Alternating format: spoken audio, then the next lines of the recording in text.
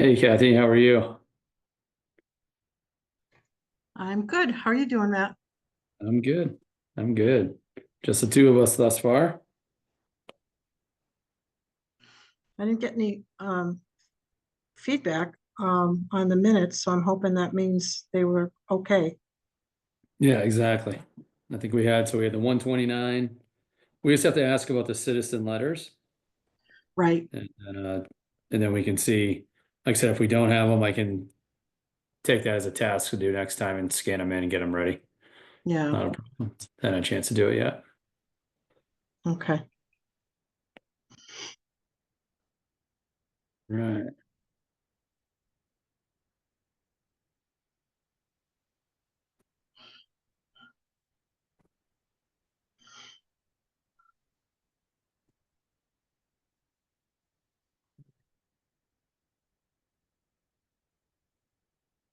I'm gonna go back on mute here for a few minutes until we're ready.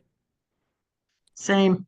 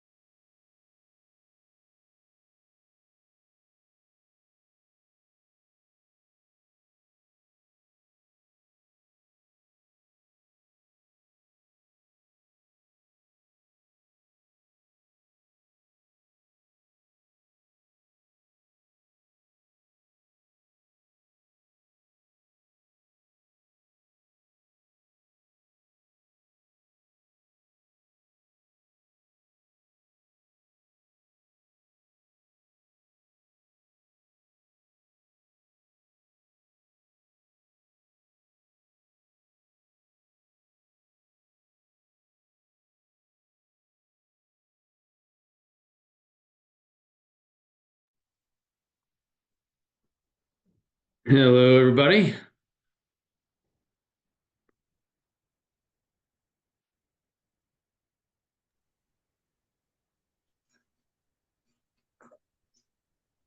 Hello, everyone. How are you?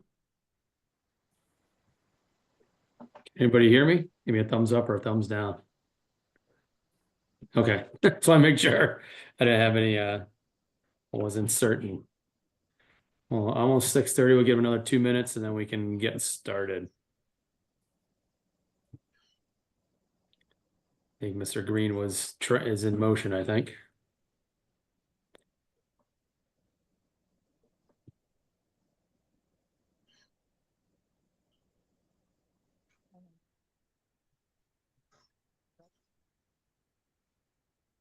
I don't hear you. I don't hear anybody, quite honestly. That's Can you weird. hear me? Yes, I can. How about now? Can you hear me? Maria, you're really light. I can barely hear you. Okay. How about now? Better. Better? There you go. Perfect.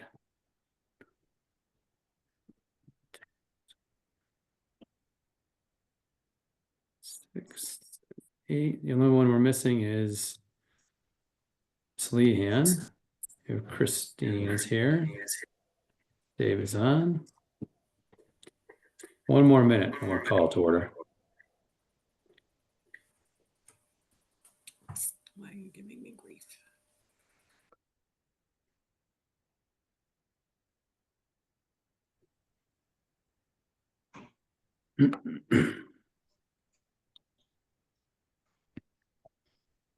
Mark, can you hear us by any chance? Yes. Okay. Gotcha. I don't have video for you, but I hear your voice, so that's good. Well, 6:31, why don't we call to order then? Get rolling. The only one missing at the moment is Miss Lehan, Amy Lehan. And I will get started here. So I had a couple of notes here, just wanted to share with everybody. Can you guys see the screen?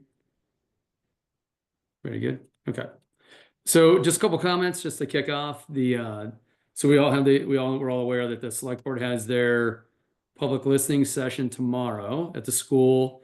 Sounds like they're also going to have a potential virtual option for people that aren't in town to join that meeting. They asked if I would join them too and just maybe add a few comments about what our committee's been doing, what we've done so far. So I plan to do that with them. I will be there early as well. I don't know if everybody else here is going to be going. Do we have any folks that are going to be coming in for the meeting? Miss Remmel will be there. Great. Do we Who know if else? it's going to be recorded? Because I know I can't be there tomorrow. It's supposed to be, I believe it's supposed to be recorded. It's a select board meeting, so they're going to record it. Okay, great. I'm not sure how well they're going to do with, the tech. I have no idea. I hear it's a little bit spotty at the school, so we'll see how it shakes out. But that'll be that. Hey, Amy, good to see you. All right. I also, when I chatted with the select board, they are going to kind of target this to be more of a listening session. And if people are going to have like questions or specific questions, they're going to ask for them to submit them via email. And, they can get those back to us at the committee if there's specific questions that we want to review.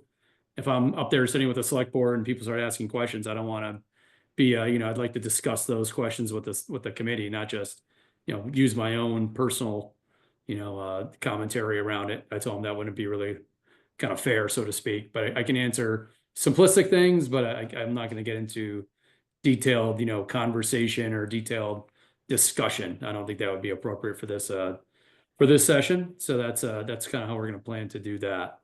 Any questions about that? And I didn't know who else is going to be there live? Anyone? Amy's going to be there. Tom, you'll be there. Kathy, Rhea, you'll be there as well. See Yes. your hand up. About Nice. that. Christine, were you going to be there too? Okay.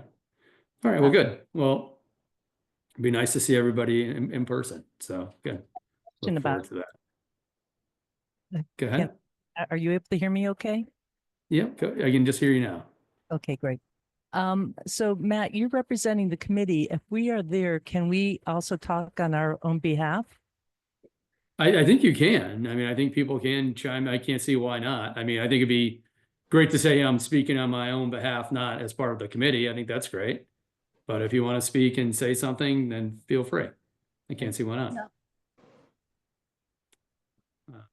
Judy, did you have a comment? I was just gonna, oh, sorry. I No was worries. just gonna say that, yes, they are taking, people, anybody who has something they wanna say is welcome. Yeah, it should be. That's great. I don't see any issues with that at all. That's good. Okay. The next thing I had just on mine really quick, just to go through is the next meeting dates for our committee. I think I just put them out there on 420, kind of every other week. Want to try to get to a point where we get to a recommendations back to the town. So I think we have to kind of keep the pace. So I put them for every other week, 4/9 and 4/23.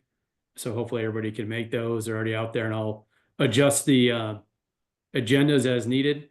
I'm assuming that we'll probably, the next one on 4/9, we'll probably want to have a debrief of the listening session, would be my guess, or there may be questions that come from that we're going to want to discuss as well. So that'll be kind of most likely the topic. Right now, I just have it out there as the generic, education discussion that we've been having, but I will change that for the future ones. Does that make sense? Good. All right, good. Wanted to go through the minutes. So Kathy, you recreated the ones for 129 based on the conversation we had last meeting about going with more the summaries and less on the transcript type of minutes to make it simpler and easier using some of the AI that records the meetings and can give some summaries, and we can add some, fill in some other commentary. And then on 226, same thing. I think everybody received those. Any discussion? Do we want to talk about the 129 minutes first? Tom, go ahead. Thanks. Yeah. And this will be true in part for the other set of minutes that Kathy prepared. Thanks, Kathy, for doing that. For the January 29th one, and I can add this in if you want. I don't know if you wanted me to join in the process at all, but the attendance list was missing. And I think it's required. I know the attendance list is, but I think it might be required that the votes on the minutes and the adjournments are included person by person who voted. But those aren't in there, specifically the minutes and the adjournment votes. The minutes would have been in the January 29th meeting. The minutes for January 8th were approved. And then, and again, I can add that stuff if you want. I had in the previous, the draft minutes for January 29th, the references at the end to the, I don't know exactly, but I think it might have been a slideshow, a video, and I was able to put together a folder with a link to all of the emails that we received that I put into that draft minutes as it currently is, but that information as well, I think, was going to be part of the January 29th minutes. I had two other little things. Is it okay if I go on? Yeah, sure, go ahead. Thanks. These are just suggestions. Those other things I think might be as more of needs or requirements as far as minutes go. But I wanted to suggest that we might say somewhere that the minutes were AI generated, just for people's understanding of when they're reading it, that it isn't coming from a human being. I know I appreciate that when I come across content that I realized wasn't written by a person per se, even though I do like the feature of the summary that Zoom provides. And if we're going to include the transcripts that we had included there, I didn't know if we might want to include a statement that, as far as I know anyway, they haven't been verified. They are so lengthy, I can't imagine pouring through them, but trying to capture misstatements. I know the word like Wyola will often not come up clearly on transcripts, and other more specific names and words, and just some sort of statement to that effect I was going to suggest, please.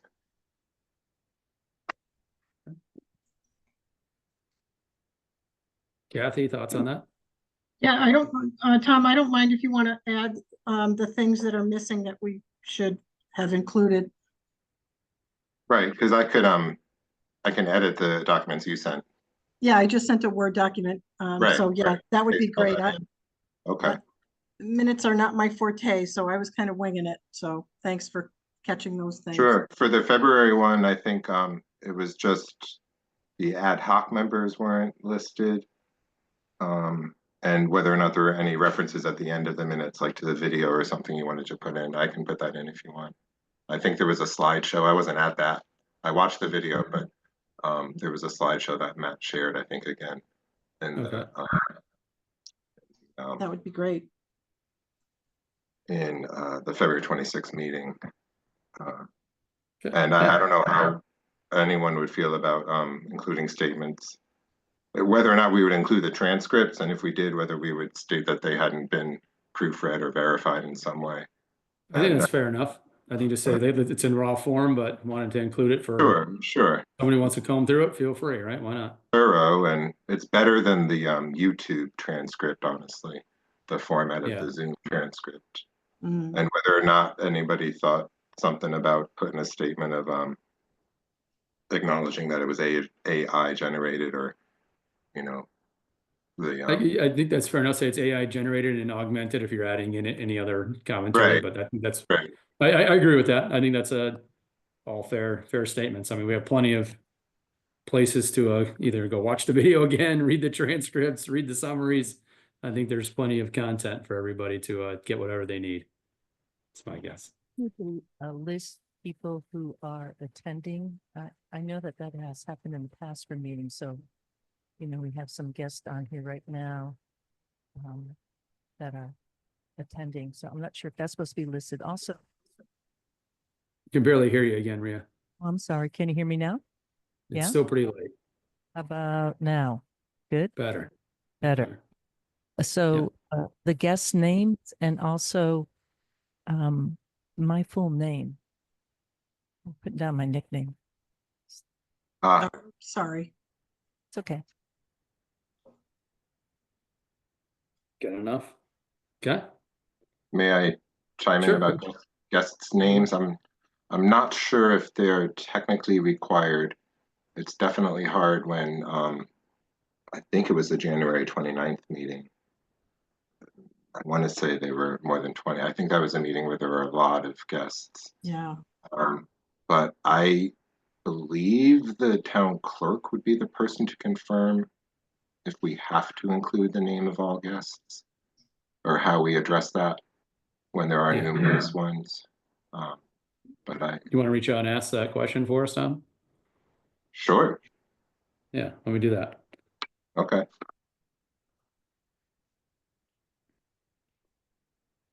And if it's the case, I do believe they are saved with the Zoom data. Okay.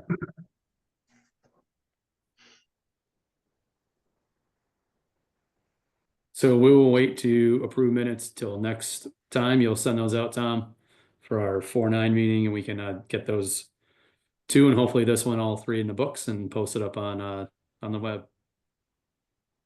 Unless, and if it were more efficient, the only real pending thing would be the list of guests in terms of things people haven't already been able to process, I think. Yeah. And I mean, I've seen it where people make a motion to approve the minutes as amended here at the meeting. And I just include what I just wrote, or I can do what I just did and send them to everyone for the next meeting. I don't know if anyone else would have an opinion about that from their experience on committees. Anyone? We've made a motion to approve the minutes as amended. That seems to be fine. Somebody second that? I'll Mr. second Green? that.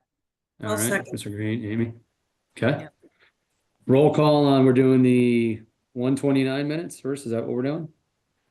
So you can get a real poll. So Brazel, Yes, here. Green, give a thumbs up. Lehan, Aye. aye. Remmel, Here, Rivers, Aye. Salvador, Aye. Seifert, I Windcaller, Aye. Matt, aye. Baroic, aye. All right. And then on the so the same motion I think carries for this one, or we need a new motion? I move that we accept the minutes of the February 26th meeting as amended. I will second that. Again, so Brazel, I can't even talk tonight. Yes, I'd like to acknowledge, All yes. I'm sorry, I'm just losing No it. worries. Green,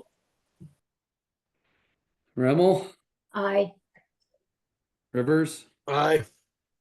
Salvador, Aye. Seifert. I'll just abstain because I wasn't technically there, but Okay, there's like three. sure. One caller.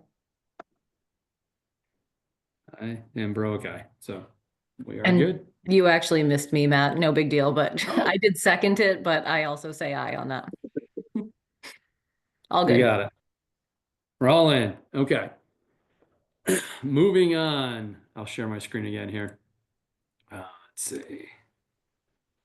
So, kind of what we had on topic for today was more kind of education, continuing on from what we talked about last week, or last time rather. We talked a little bit more about signage was one of the things that we were talking about. Spent a little bit of time on that. I didn't have a ton of time to spend on it. I've been traveling nonstop for the last month, but I did put together this little summary here, and I know it's synonymous to the one that I think Tom that you kind of started to create at one point in time too. I'd love to see if we can kind of collectively get back together on that a little bit, but I kind of thought about it if when we're going to propose something to the town, how would we write that up? What would the signage design look like? Kind of where would we put it? And what are some of the attributes of the things that we would want on the signage? So I wanted to kind of share that with everybody today and kind of get some input, feedback, thoughts. So my rendering here is nowhere as good as Tom's was when he did it. But I think the couple of the main things we talked about is really making sure that the 150-foot band around the lake is pretty prominent so that people know kind of where the boating areas are and where they aren't. That's one thing that I think we talked about having on there and, stating kind of no wake. Also talked about, making sure that the kind of the direction of the lake was on there. And obviously we can do a little bit more. I mean, the idea is that if we recommend this to the town, we're gonna have to go to a graphic designer that's gonna, we can give them a list of requirements. They'll give us a couple of options and then we can, approve or disapprove, what they would look like. So I'll show you this and I'll show you the next page and then we can kind of have some discussion just to show everybody what we were thinking about. If I look at, and then the things that we talked about having on the sign, kind of trying to, display what are the bylaws that are as written today? Do we want to add, a little bit of, verbiage to these? But, kind of just going down the line of the things we had, the mass boating laws need to be adhered to, speed limits, kind of, a day, speed limits at night, no wakes near the shores. I thought it was I was reading something and I kind of came up with one thing that was good. It was 150 feet is about half the length of a football field. If that's like a good reference for people to think about, okay, football field, half a football field, what does that mean? Make sure that no jet skis is on the signage. I think that's important. We don't want anybody rolling into town and then not seeing it. And then, they don't know the bylaws for the town and then a jet skis out there running around. Water skis, hours, which is, includes towable activities, nothing at night. Swim areas, we talked about swimming if you're more than 150 feet from shore. Kind of safety first, just, I even threw in there, like, don't drink on a boat there's DUI laws, just why not, throw a few extra things on there. And then about one thing about from a safety perspective, just invasive species that people are coming in from other lakes, you don't want them bringing other types of things with them. So I kind of a little mix of what bylaws are and things like that, but I wanted to get some feedback from everybody on some of your thoughts. But I know Judy's got her hand up, so go ahead, Judy. do. Yes, I'd like the committee to include in the recommendations what I said last week regarding the headway speed and 150 feet from swimmers, rafts, and other vessels, and 150 feet from swimming areas, public and private.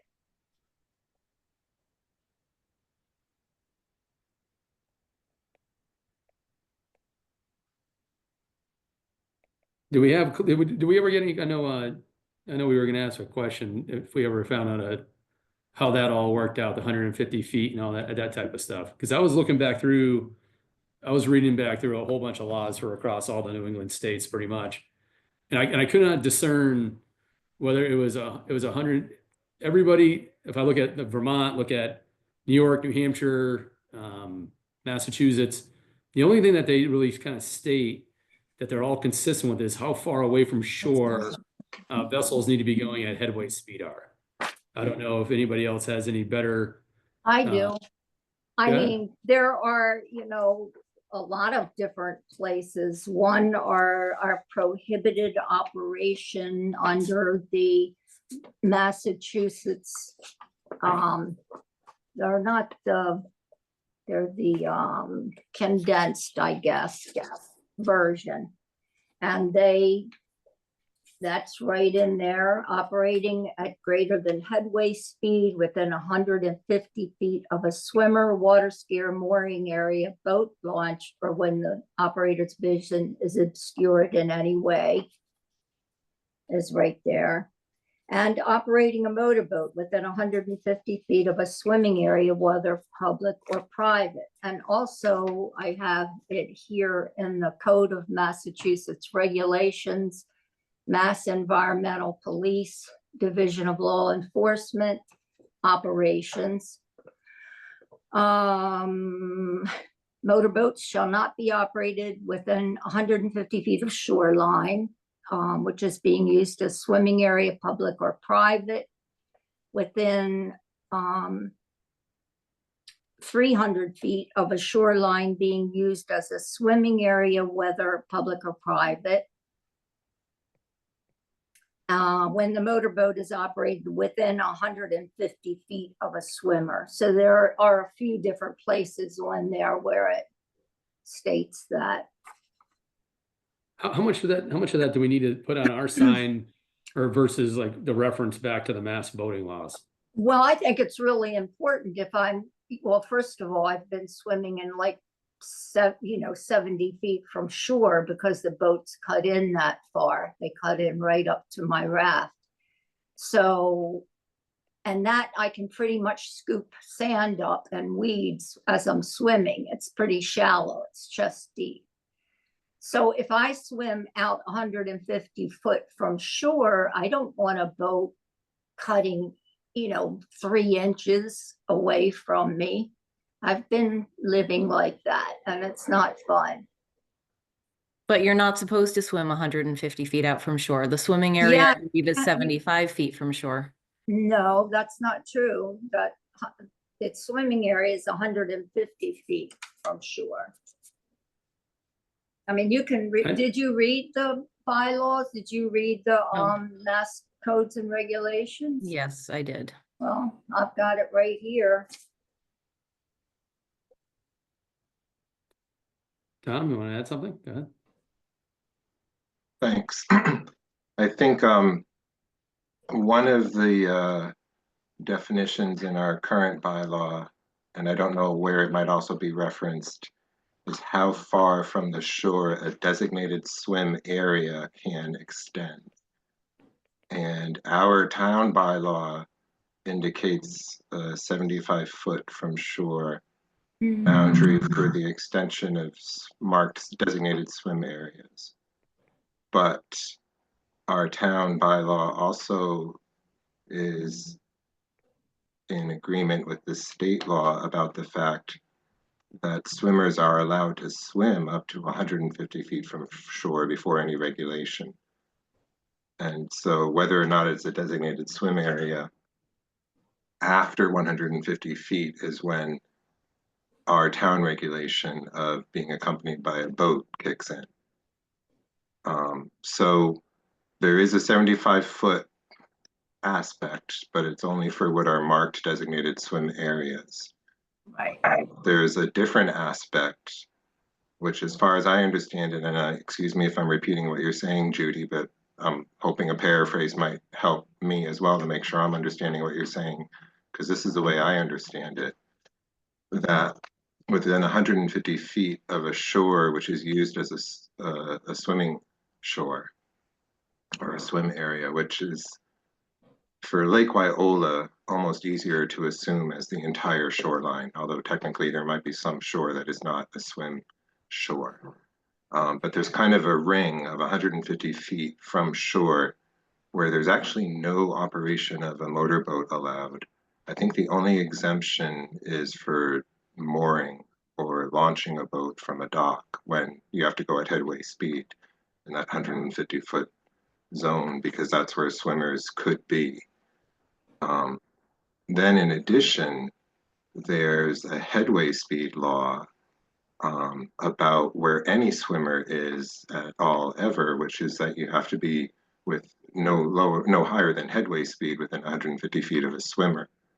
So if that swimmer is in or at a distance of 145 feet from shore, or even 150 feet from shore, that swimmer is allowed to swim there. And the boats actually, the motorboats, can actually be closer to that swimmer, but they can't be more than headway speed. They can be within 150 feet of that swimmer, but they can't be more than headway speed in that 150 feet. But that 150 feet also applies to a motorboat and a water skier or a motorboat and another motorboat. So it creates the reality for some towns and areas that a ring drawn 300 feet from shore ends up accomplishing where no more than headway speed can be done. And a ring 150 feet in from shore is the ring of no operation of motorboats except for the docking and mooring. And I do want to add, I'm not certain whether fishers or fishing boats might have some sort of exemption, because as far as I know, they're usually closer to shore and they might have usually a low speed motor. But I know that they sometimes have rights that you find in a different law about hunting and fishing and whatnot. So And a lot of this is subjective how as I well, too. understand it. I hope it was clear, and I hope I'm saying more or less things in harmony with what other people are saying. And I think, it is subjective in the fact that it's when swimmers are present too, right? I mean, that's the other thing, right? There's could be many a day where there's not a swimmer even in the water either, right? So that's the other thing that you need to be cognizant of. So it's, Correct, technically, and it's tough. Yeah, that becomes a call of what's a good practice, I guess. so I think I think the biggest thing is, making, I mean, I don't know. I mean, if I was swimming, if I think about some of the docks on the lake, they're 40 feet or, even 50 feet long from shore. To extend those 2 times out, I mean, that's pretty far out into the lake. Half a football field, right? I mean, is that, Well, I'm not sure I that, don't, I mean, I swimming, don't why do you think need to be it's so, why do you need to be different. so far out? Just by curiosity, what would be the difference of being 150 feet or 75 feet if you're swimming? I'm not a big swimmer, so I don't know. I'm asking the question. Okay, well, the difference is where I live on the point, it's barely chest deep and it's very weedy. So at 70 feet from shore. So it would be nice if, my hands didn't touch the bottom as I'm swimming. That would be great. Yeah, no, I mean, I understand. I'm just thinking about, the practicality of like, you want to be safe at the same time. That's just my thoughts. Yeah, I would love to be safe. That's why we need to put this on so that more of the boaters know that they have to stay 150 feet from swimmers. They don't. And I think they don't know. I think last meeting that we had, when I brought that up, a lot of people didn't seem to know about that. This is going to be a bit of a gray area, because if you have somebody in the water with a boat being towed with a tubing, and you have multiple boats on the lake, I'm pulling Yeah. water tuber, et cetera, et cetera. So I really feel we got to square this away because I'm seeing the map on the lake getting a little bit smaller than with this in mind. I hear what It you're is saying. small. To being, a community and present, but we have a lot of visitors on the lake, whether, you have property on the lake and have visitors out there on a boat, or people are putting in a boat at the boat launch, because it is a small lake, Yeah. so much room out there. We got to square this away because this is definitely a confusing piece. And I could speak as somebody who likes to swim in the middle of the lake because the side gets all kicked up with seaweed and all that kind of jazz. And so I prefer swimming out there. It's the nicest place in my mind. It's the Yeah. cleanest spot. And you're not getting those little fish biting your toes too as you're going along. Mhm. So we need to. I will, square this I think I'm gonna, I'm taking down an action item. I'm gonna reach back out to the, and I talked about potentially bringing them on, or at least having more conversations with the environmental police. I think that I'd like to get their opinion and weigh in on this, because if I think about the width of Lake Wyola, it's and I think about, like, for example, the river. There's many of area within the river that is not the width and distance of Lake Wyola. And I'd be really curious on what they say or how they interpret this as well, because people are swimming and they're tubing and they're doing all sorts of stuff on the lake in an area. If you looked at just the width wise of Lake Wyola, in some parts of the river, it's even narrower than the lake. So how do they handle that when there's, 30, 40 boats, going down the river? I'm just curious what they say. How do they police that? How do they enforce that? What do they do? I think there's some clarification I'd like to learn more about. Go ahead, Tom. I grew up on a river, and typically the etiquette is if you have other skiers there, you kind of like pull back and let them go. So if it's that narrow of a spot, it's a little bit of apples to oranges, a small lake to a river, because they're going by and they're probably going up a ways before they come around. On Lake Wyola, you're just doing circles there. I was just gonna add that the Connecticut River, I think, has a lot of its own regulations that do take into account what you're talking about. I know the Concord River does. I know the Connecticut River does, at least in parts. But it might be the whole river wide. But the state recognizes that, I think. Yes. It's very differently used. I think this is why it'd be really good to get direct information from the sources, being the environmental police, versus us all speculating. So,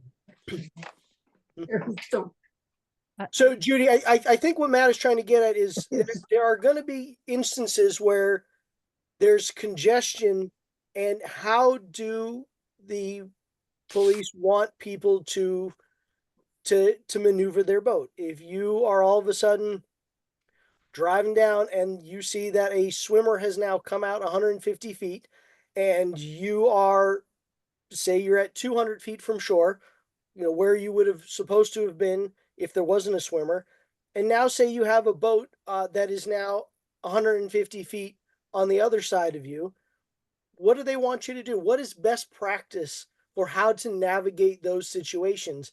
And I think this is where having the experts come and give us some information would be very valuable.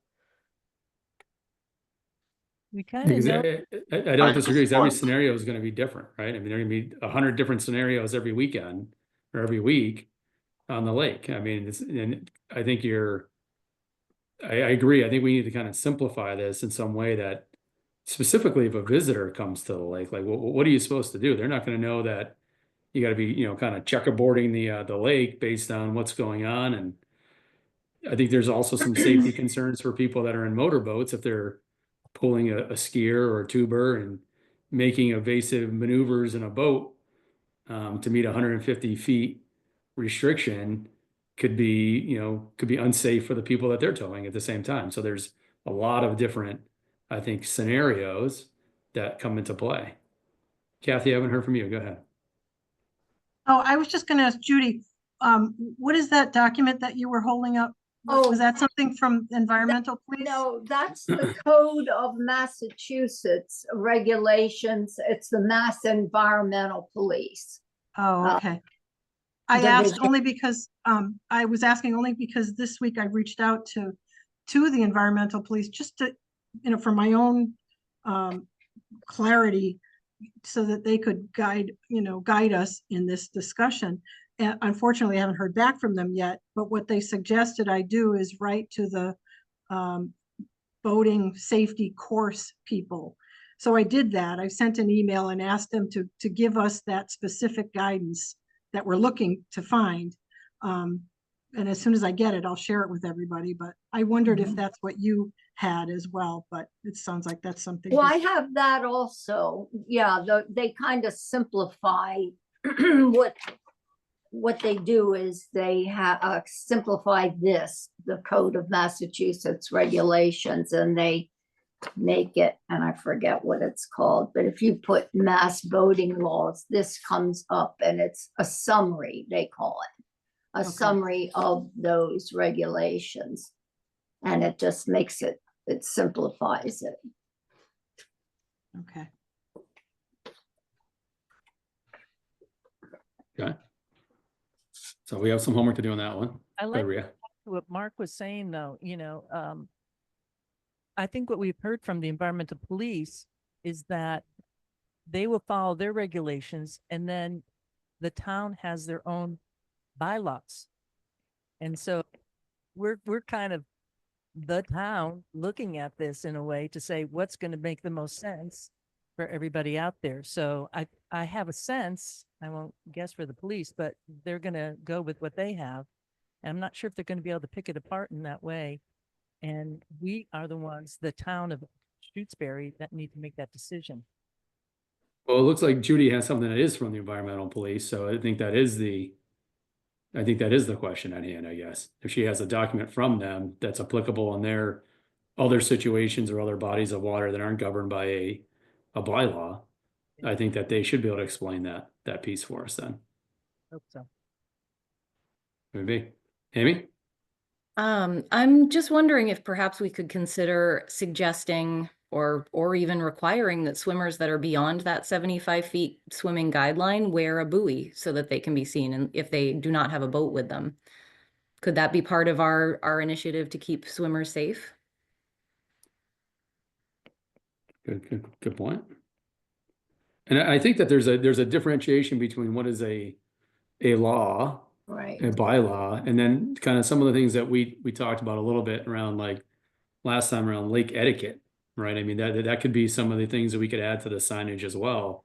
Kind of to your point, Judy, if you want to explain a little bit more, maybe it's a lake etiquette section on the sign that says, hey, lake etiquette is what, water sports people don't go out before 8 a.m., right? Even though technically it's sunrise to sunset, but there's been that, that sense of community where people kind of have some etiquette around what we do on the lake. And maybe that's a part of, what we do for swimmers and for other folks as well. We kind of put some etiquette to give people some guidance of like, what do you do in these situations? I think that could be helpful. Kathy? Since we started talking about all of this, the review of the bylaws and everything, anybody that I've talked with about this topic, that's pretty much been what has come up regularly. Is we've managed, and I think we need to reinforce the concept of etiquette and courtesy, but we've managed for years, I think, for the most part. I'm not discounting the situations that Judy references when she's swimming and people cut in a little bit too close. I know that those things have happened, but I think if we're going to educate people, if we reinforce, I know it's kind of a it's kind of a gray way of communicating what our expectations are, but courtesy is lacking in the world these days. And I think a reminder that no matter what the bylaws say, etiquette and courtesy are going to go a long way towards keeping this place safe and the way we want it to be, whether we're swimmers, paddlers, boaters, whatever. And I'm sorry if I sound Pollyanna-ish, but it's the way I try to live my life. And I think that it would go a long way if we can focus on that with our educational stuff. Very good. And I know, and I'll have to go back and look, I know, but I was reading through some of the other state voting laws, from Mass, New Hampshire, wherever it was, I can't remember, but one of them had just like a blanket statement that basically it wasn't like, something about like reckless behavior and things like that, or like there's a couple of different verbiages that they've used or comments that they've had in their laws that are kind of vague in that regard, but it's kind of like an overall caveat of like, you have to be kind of courteous and safe. And if you're acting in a way, in a manner that's not, then, you can be subject to, the enforcement to pull you over and, call you out for doing something that wasn't safe. I mean, exactly. I'll look that up and I'll have that for next time too, what that verbiage was, because I think that could be something that could be prominent on our signage as well, if that's what we want to recommend. Judy, go ahead. Well, I was also reading a lot of the private, all the other lakes in Massachusetts, and the ones that are our size, 90% of them don't even allow boats because of the size, and they can't follow the state regulations or the state laws and have boats and swimmers and paddle boarders, and it just doesn't work. But Well, I'm gonna go on the premise that we've been doing this for probably 75 years and it's worked pretty well. well, it's worked for boaters because everybody else stays out of the water when they're around, or I they. don't believe that one bit. Oh, I mean, well, I okay. swim, You're everybody not, you swims, said everybody you're not a paddles. swimmer, and I am a swimmer, and I swim all Oh, the I time. thought you said you weren't a swimmer. Yeah, I mean, I swim, out in front of my place. I don't do laps around the lake, but I definitely Yeah, swim in the well, lake. So I don't know. Mark, go ahead. Yeah, so I mean, having done, I am a swimmer. I do swim around the lake. I do water ski. I do paddle a lot. There, in my life of being on the lake, I've been able to do everything that I've wanted to do on the lake, and I've been able to do it when I feel safe. Now, that means that there are times where I do not choose to do certain activities because at that time, it is not always safe. That may mean I don't go swimming around the lake during the busiest times of the day. I also don't go water skiing at those times of the day because, again, I choose to manage the situation based on my perceived risk and my sense of safety. There is always time on the lake where you can find that there are few to no boats on the lake and get out and enjoy a lovely paddle right across the lake without anybody else out there. There are going to be times where the lake is busier and it's not a great time to go out, whether that lake being busy from motorboats or there are times where there's enough paddle boarders or fishermen out, kayaks, where you say, nope, I don't feel that I can safely navigate through here at speed, so I'm not going to go now. And you have to say, there are times where I'm just not going to get to do what I want right now, and I will wait until the time is appropriate. Same if there's a thunderstorm coming up. That's not the time I'm going to take my sailboat out. The wind may be great, but I really don't want to get struck by lightning. You have to look at the situation, determine, is this an appropriate time to be doing this activity? And that goes with everything in life, right? It's not a wise idea to take your bike out and, ride down Route 9 in rush hour. It's not the best time to do it. You could go early in the day before traffic gets busy and have a great time on that ride. But you got to adapt what you're doing when you're doing to maximize your safety. So. Yeah, no, I think those are fair points, Mark. And I know that I see the triathletes all the time. They're out there at the crack of dawn when the fishermen are out there as they're doing their laps around the lake. So maybe that's the time that they like to go out as well for that type of reasoning. Christine, you had your hand up. You hadn't spoken yet tonight, so I was going to go your way. Can we do gallery? I just, no, I, one of the things that keeps popping through my head, and this is, I don't want it to come out sarcastic, but whenever I'm doing trainings and things like that, I'm always saying, common sense is not common. So you really have to start to think like what he was saying about not taking your bike on busy roads when everyone's getting out of work at 5 o'clock, or if it's thunderstorming. We all have to be more cognizant of everybody around us as well as ourselves to protect what we need to protect. What might fear for somebody to climb a ladder would not fear for me to climb a ladder. So everybody has their own opinions of what their fear is or what their expectations are. Every single person has a different point of view. So if we can try to just bring this all together, like what we're talking about, to say, these are the basics, but you still have to use some common sense and whatever you're comfortable with.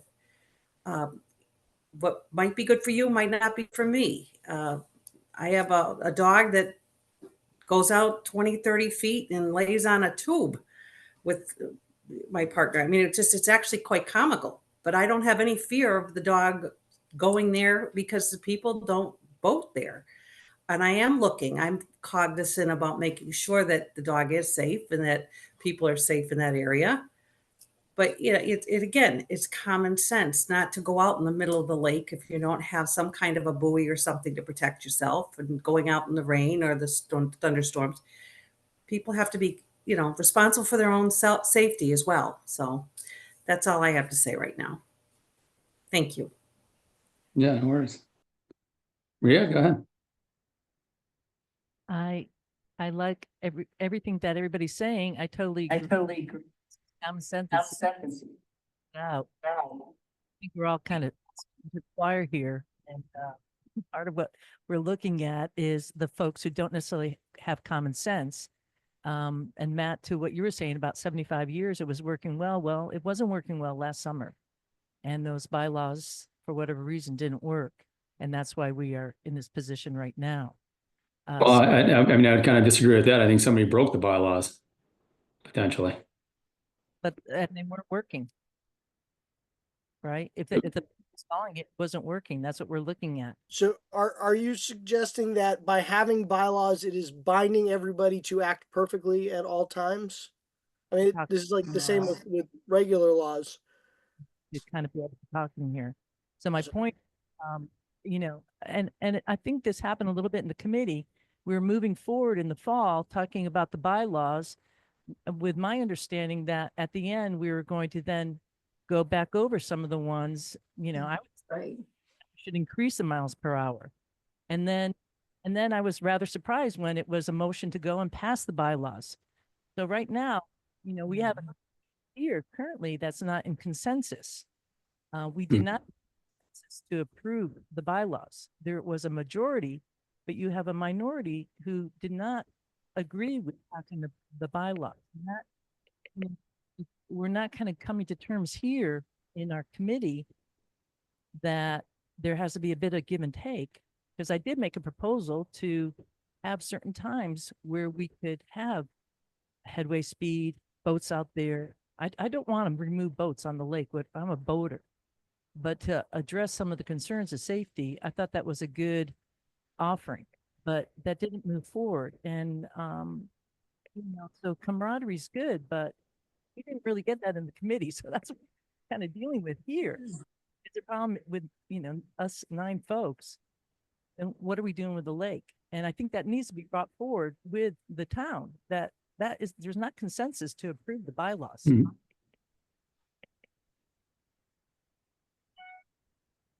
Yeah.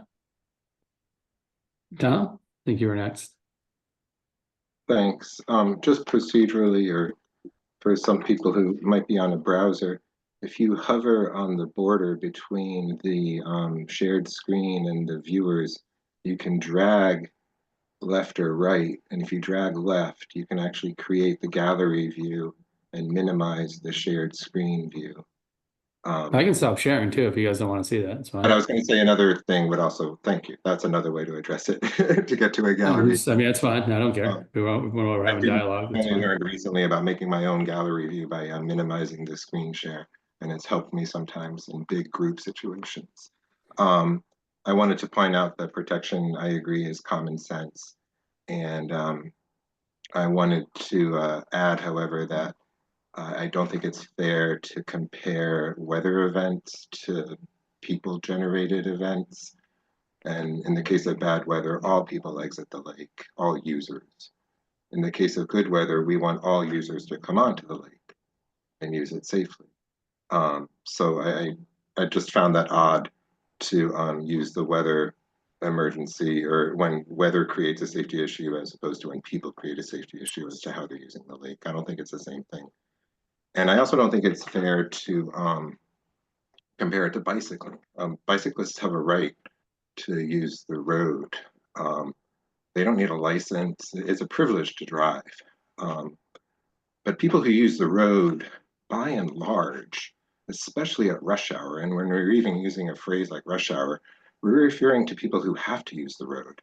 And I've been a bicyclist who's had to commute on the road and protect myself, but didn't have the option, despite my common sense, not to use my bicycle on a busy road at that time.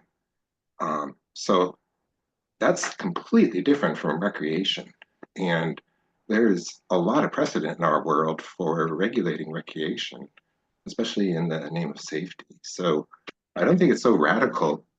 If we're going to talk about entering onto a road at a safe time, or only being able to do your activity at a certain time on a road for safety, to consider constraints on safe uses of the lake at certain times and whatnot, especially because the lake is only used recreationally.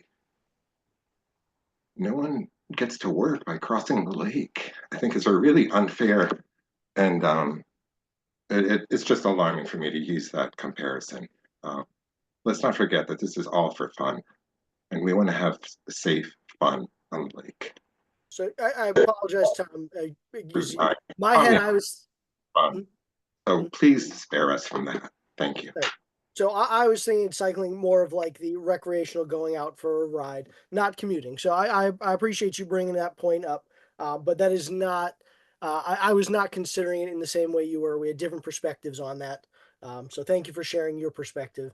But please don't take me as saying that like, oh, somebody who has to commute shouldn't be on the road. That is not what I was getting at. I again was looking at it from a recreational standpoint.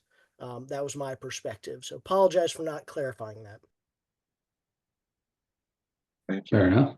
Kathy, go ahead. You know, I'm not sure we're ever going to reach consensus entirely in this committee. And I think from my perspective, what I was thinking of when we voted to move on from changing the bylaws to educating and enforcing the existing ones, I too was thinking back to how many years we enjoyed the lake without any issues at all. And knowing what the catalyst was last summer that got everybody thinking about safety and improving safety on the lake. It was that one thing that got everybody talking. And so, you know, I feel like it's kind of unfair to let that one thing that we don't even know the outcome of that incident. We don't even know what happened, you know, where that investigation landed. But I feel like it's got everybody up in arms over safety on the lake. And I'm sorry, I feel like it's an overreaction. And I still feel like we were on the right track in terms of educating people to the best of our ability, and getting the law enforcement folks to enforce where necessary. I think we're going to get the same kind of information tomorrow at the listening session with the select board. We're going to have people who feel like there's never been a problem. We saw the letters that came through from people that feel like there's never been a problem. They're perfectly safe and perfectly happy for generations. And then there are people who are thinking of what happened last summer, or maybe have personal situations like what Judy references about people cutting in, and those people are, you know, aren't going to move off those opinions. So I don't know. I think we've got to figure out a way to convince people that, at least to start, we should focus on education and enforcement. It's a start. It's something we know we can do, and without radically changing the bylaws, it's something we know we can do easily. That's my opinion. It's a long-term solution. Christine, go ahead. Yeah, I just wanted to, you know, reiterate. I can talk tonight. I've had meetings all day. That's all I've done all day. The person, when she just spoke, when Kathy was talking about this, it was Mr. Connor's group that had this issue happen. And he even specifically wrote a letter to us saying that things shouldn't change. It was one accident over, what, 60 years. So just because there's an accident on Route 91, we don't close the whole road. I mean, we have to be sure that we look at everything in the whole total perspective. The other thing we have to realize too is that there's new rules coming out that anybody that's driving a boat has to be certified now. So that's an educational piece. Nobody's really looking at that. That should help us get more than 50% there, knowing that people have to have this certification and training before they get in that boat and they get on a lake or they go on the river or wherever they're going to go. And like Kathy said, we're never going to all agree to this whole thing. And the majority did rule in the favor of leaving the bylaws. But now we have to take the next step. The bylaws have been there for years and they're, vague in some respect, but we need to be more specific on the training piece. And we have to understand that, I raised 5 kids and I am very cautious on making sure that they understood the right and wrong. And that's one of the biggest things that we have to learn here. And that the training that people are going to have for boating, I think will help accomplish that. I'm not saying it's going to catch all, save all, but it's going to be a big added piece to what we're trying to do. And I hope that people really understand that and respect that piece. Yeah, I pulled this out just so I'm back to the share here. I can shut it off again shortly. But I did see that as well too. So that, yeah, April 1st of 2026, everyone's required in Massachusetts, which is, it's actually a good thing. If you look at, Connecticut, you look at some of these other states, they all already mandate a boater safety class in order to operate a motorboat. I think it's 16 years and above. So I'm glad to see that Massachusetts is finally following suit, maybe a few decades behind everybody else, but they're definitely coming on with that. And this is something that I think, we should even potentially start to promote. I mean, it could be on our website, could be on the town website about, this is coming our way and this is one way for everyone to start to get ahead of the game.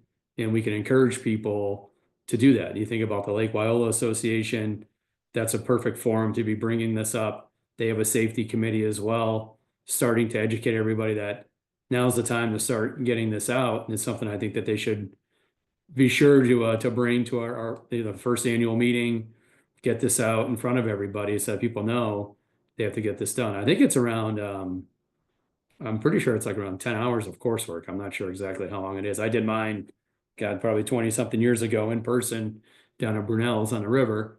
And I still have my certificate from when I did that. But I'm really encouraged to see that Massachusetts is moving in this direction. So that was something I pulled up as well too. And I think we've said a lot about the other items already. I kind of had, and I think we can kind of keep going around the horn on it. I think that we'll probably get a lot of information over tomorrow's session as well too. I'll be there taking notes. But we had a couple other things that we've talked about from an education perspective. Christine, did you want to add something? I'm sorry. Just noticed your hand was up. Okay, good. We talked about where could we do signage if we are going to go down the education route and trying to get people to help understand what the bylaws are, what some of the etiquettes are on the lake, what are the times on the lake, where else should we have signage? We talked about maybe putting it on the public beach was one thing that we've talked about at one point in time, because we do get swimmers that do go from the public beach out into the center of the lake without any buoys or boats or anything like that with them. We talked about maybe hanging it up at the clubhouse at at LWA again for new reinforcement, or people have friends and they're there for an event. They walk by the sign and they get reacclimated with what the rules and etiquette is for the lake. Not a bad thing. So those were a couple other ideas that I had written down that I wanted to share. I know at one point in time, Mark, you had the Coast Guard Reserve come out. And you had them inspect boats, make sure people had the right gear. I didn't know if that was something we can maybe think about again, as maybe having kind of like an annual process that way, making sure that people are safe, people have their, the right safety gear, making sure that people know, if they're in kayaks or they're on stand paddle boards, any personal flotation devices, those types of things.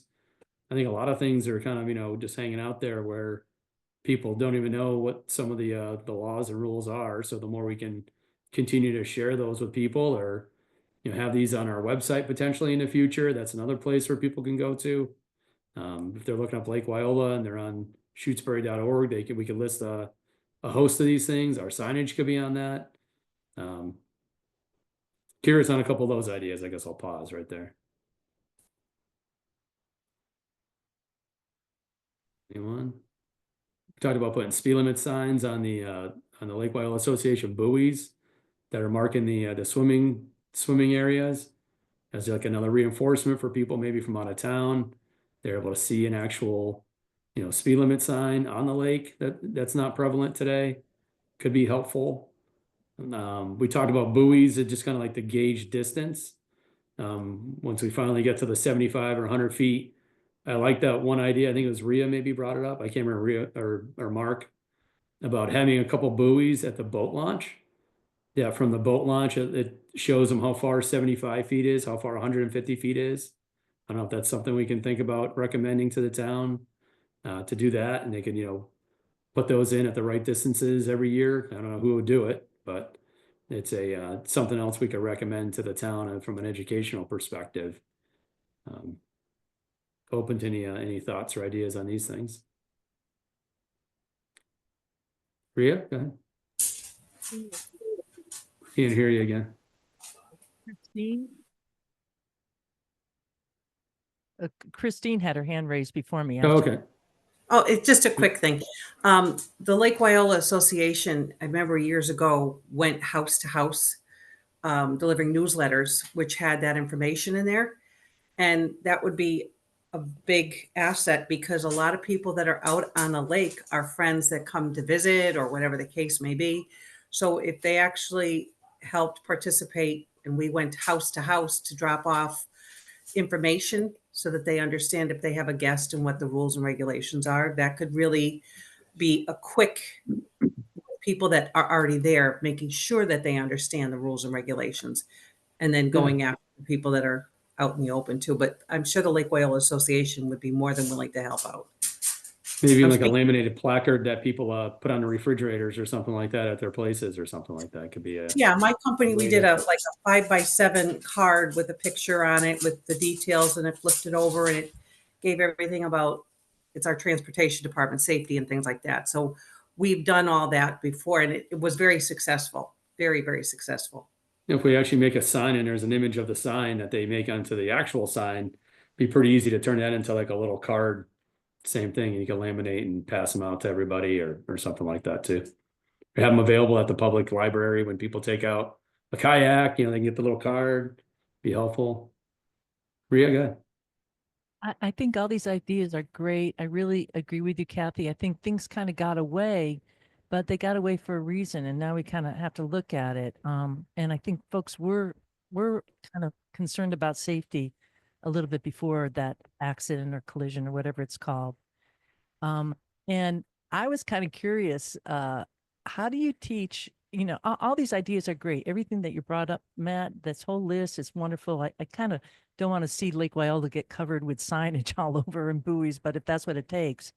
But I'm really kind of wondering just how do you teach, and maybe this is a question for Christine, because you kind of brought up, how do you teach not common sense, but for people to step back around entitlement?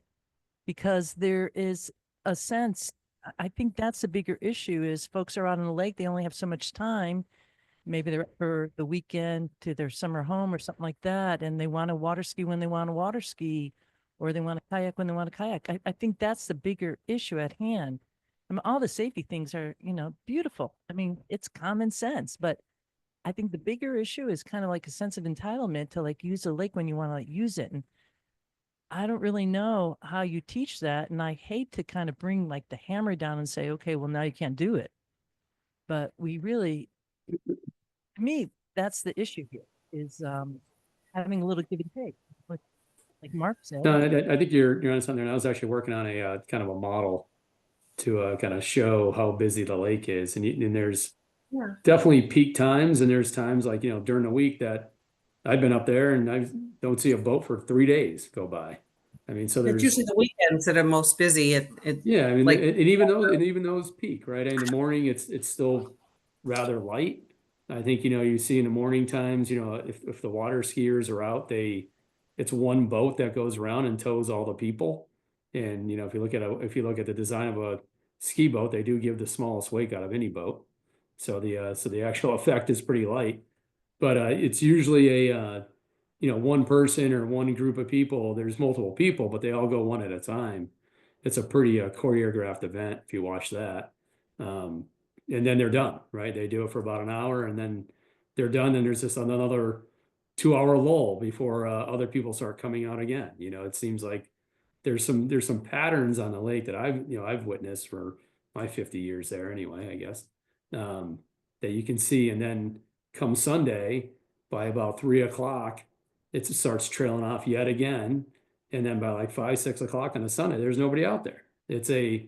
You get this little spike on kind of like Friday afternoon to set into like Sunday-ish time frame, but there's pockets of time in between all those areas. I mean, I've been on the lake forever here, and many a day on a Saturday at 2 o'clock in the afternoon, there's not a boat to be seen. I mean, I know people talk about prescribed times of when they want to do things, but it's so inconsistent. And there's Mark brought up a good point. There's always times to do certain activities, and when you see those lulls, like we tell our kids at our place, my nephews, that if it's 1 o'clock and it's busy, and I see them dragging the stand-up paddleboard out, I'm like, hey, wait till it calms down and go out in a little while. And then sure enough, 2 hours later, the place is dead and they're off paddling around the lake, happy as can be. So it's really hard to kind of, look at, times and when things are on, when things are off. I mean, it's kind of unpredictable in some ways.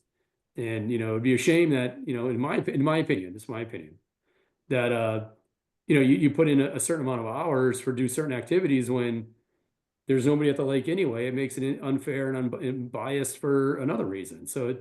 And I've also heard of other people that have been on lakes that have different times for different usages, and that creates a safety issue in its own right, because then as soon as that time goes down, 15 boats charge on the water because they're trying to get their last time in on the lake before they all have to go home or whatever's going on. So I think that, to Kathy's point, that we're always going to be at a difference, and I think there's always preferences.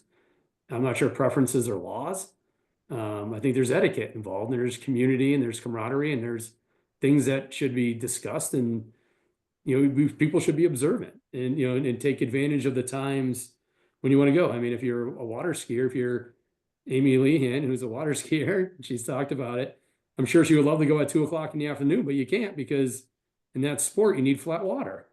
So, I mean, are we going to say, you start making times, okay, you can only, everybody get off the lake because the water skiers want to go out next to at 2 o'clock? I mean, you kind of have to pick and choose based on what you see and what's going on the lake. I mean, I think that's some of my take on this. I think we want to all be smart, but at the same time, we have recreated. I love the fact that we're learning more about what people like to do, and we want them to be safe. And I said that in my past meeting. I want Judy to go swim, and I want her to stop on the dock and hang out for a little while. Why not? We'll shoot the breeze. I don't care. I mean, that's part of the spirit of being at the lake, is looking out for your neighbors. But it's really hard to try to pinpoint. I think we will be at I'm not sure how we get to a consensus on this committee, quite frankly, to get everybody on the same page, because everybody has their opinion, and that's kind of why they create committees, and there's votes and everything else. So I don't know. Those are some of my thoughts, though. It's really hard to say what's right, what's wrong. I know what's consistent across all the different lakes. I probably read at this point now 300 different, lake bylaws and rules and regulations across, New York, New Hampshire, Maine, everywhere. And the things that are fairly consistent in all their bylaws are times of use, there's distances away from shore, there's directions, there's speed. Those are the things. In places that have horsepower, they're usually like 10 horsepower and under. Everybody else regulates speed based on what they think is the right thing. The state speed limit is 45 or 30, right? You look at, some of the things that have been done before. So it's hard to say what's exactly going to be right or wrong. But I think making sure that people know what the laws are, like having a sign, is critical, because you launch a boat at Lake Wyola today, you have no idea what's going on. To me, that's a giant mess. I think that that's the type of thing that needs to be prevalent and really, shared amongst the entire lake community so that they know what's going on in the lake and they know it kind of, pulls them back to attention. And then there's police presence from time to time. Again, those folks that aren't using common sense will be shown some common sense, or at least educated that they should be acting properly and not driving recklessly or whatever it may be. So those are some of my points. I've been kind of quiet, but I wanted to share those with everybody too. Judy? Yeah, I think I feel the same way when you said that boats want to go out when there aren't wakes of other boats. So when they see other boats aren't there, then they will go out. And that's the problem for me, because the boats also like to cut the circle as wide as they can so they get the best ride in, longest ride. And they don't like the wakes of other boats. So really it makes it hard for swimming when I might see there are less boats out there. So I'll think, oh, good, I can swim down a ways and back. And as soon as I get out there, the boats come out and they cut in close to me. Mm-hmm. They do not apparently know the 150 foot from a swimmer law. And I don't think that, or they think, well, I'm really good at boating and I know how close I can cut in without actually hitting anybody. But that doesn't work for me, because if I swim, which isn't even, that I don't even do hardly anymore, I just have my heart in my throat the whole way. It's not fun hearing some engine coming and the boats look like they're coming right at me and they cut in close. I would like everyone to know that law. And I'd like us to put it on the car, safety cards and the signs, and would like us to change our bylaw and put it on there so they know. And they probably won't stay 150 feet, but maybe they'll stay a little farther out than they do now. Okay, appreciate that. We are at 7:42. Do we want to keep going or do we want to call it here and we'll see everybody tomorrow? I make a motion to adjourn. Second. I second that. Okay, sorry, Kat. Right. Brazel, do you agree? Yeah, I do. Yes. Green, I think he's gone. Lehan, Aye. Remmel, Aye. Rivers, Aye. Salvador, Aye. Seifert, Aye. Windcaller. Oh, good. And Baroga. Thanks, everybody. We will see you tomorrow. Thank you. Thank you. Thank you. Mm-hmm.